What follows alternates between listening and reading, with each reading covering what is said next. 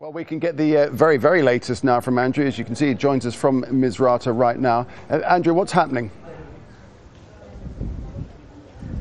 Well, Nick, a continuation of attacks against civilians, it would seem. We have information just come in of an attack at about 3 a.m. Monday morning in a civilian district near the main hospital, which is well beyond the city centre, towards the outskirts.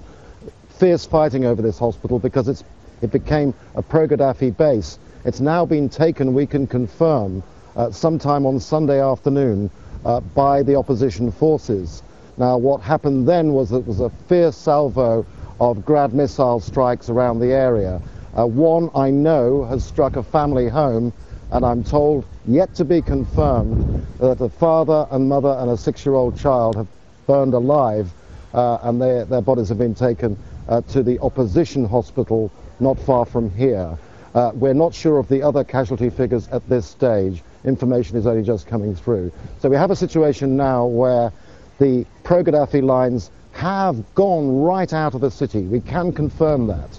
But there is still a lot of sporadic fighting within the city, although the rebels say that there isn't a situation of panic here. However, it has to be said that the unrelenting bombardments on their forces in the outskirts of the city, to the west of the city, and also indiscriminate attacks on civilian areas continue. That has not changed. All the time we're hearing the crunch of mortars landing and the sound of those Grad missiles being launched from the outskirts of the city. Furthermore, tanks are still being used. The question now is what NATO's doing about it.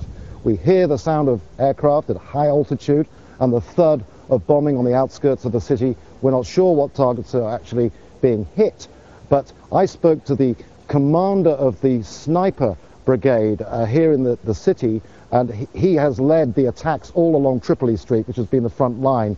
He's a very happy man that he's forced, he says, the pro-Gaddafi forces out, although of course the pro-Gaddafi forces say they simply withdrew, and he says that this is not a victory yet. What has to happen is the NATO forces have to accurately target these missile batteries and tanks. Now the problem there is that we know that the pro-Gaddafi forces are hiding this military hardware in civilian districts on the outskirts of the city. They're wheeling in the mortar launchers, the missile batteries, in and out of garages, supermarkets being used.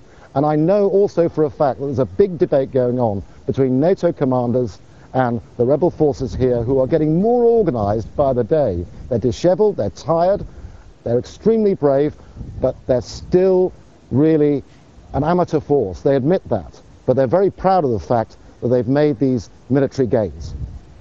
Andrew, thanks very much indeed. That's Andrew Simmons in the besieged city of Misrata.